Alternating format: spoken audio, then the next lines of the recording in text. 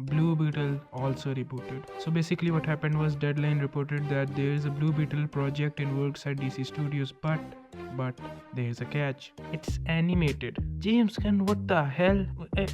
Is Blue Beetle even canon now?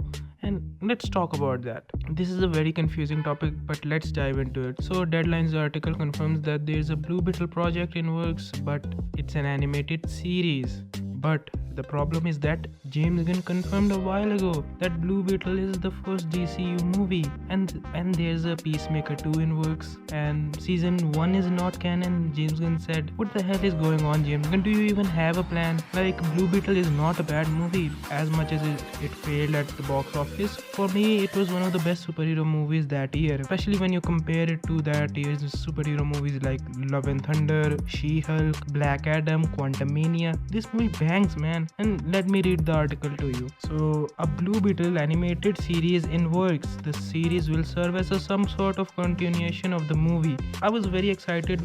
Despite of the failure of the movie, James said that the character will continue in the DCU. And like a kid promised a free toy with every serials, I was excited as hell. I believed James Gunn, but that was for nothing. His promises are as believable as a politician's promises now. I believe Logan Paul's crypto-zoo scam more than James Gunn tweets. NFTs have more value than his words. And a bit of a plot was revealed or leaked, so let me read it. Many of the things are in flux, including contracts of any actors. However, multiple have been approached by DC and has received positive response regarding returns. Deadline understands the series will build upon the movie developed under DC Studios' previous regime, but it will divert from telling the same story. Instead, the show will focus on its own story, which is in success. Could potentially lead to the return on big screen for the giant blue bug portrayed by Xolo Maridueña-led. What I get from this is that it's a reboot, but thankfully James Gunn did not recast the main actor, or most of the actors will return. And the director will also. The Blue Beetle movie director will also return, but as an executive producer, and I think James knows that the movie was good, but the fans didn't just watch it. And it's sad that he's an executive producer because I like the movie. It would have been better if he was the director on this project, but I think the main reason is that he's not really experienced with animation, and I think James is looking for someone who is experienced in the animation department.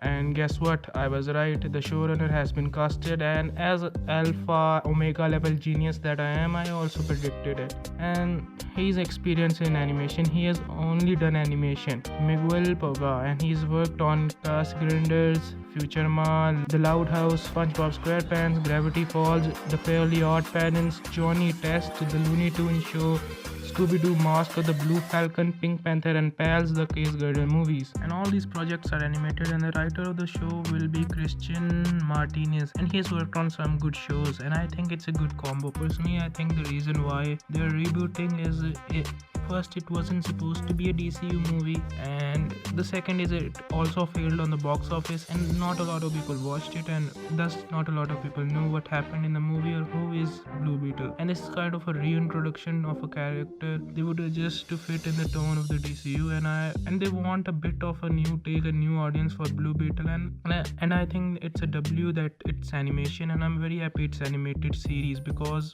when you mix animation with superhero stuff, it automatically becomes good.